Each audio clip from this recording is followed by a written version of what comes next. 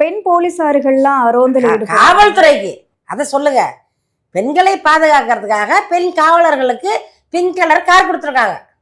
தமிழ் திராவிட மாடலில் வந்து எல்லாம் கொஞ்சம் பிங்காக அண்ணா ஸ்டாலினுக்கு வந்து பிடிக்குது ரொம்ப.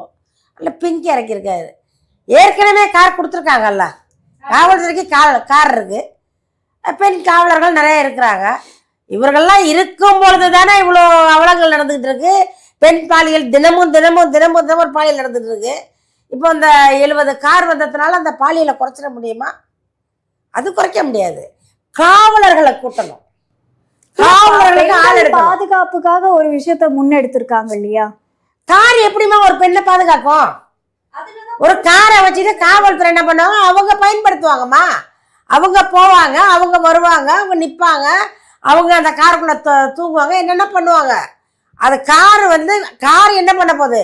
காவலர்களை நியமிங்க. அந்தந்த பகுதியில் வந்து கேமரா போடுங்க.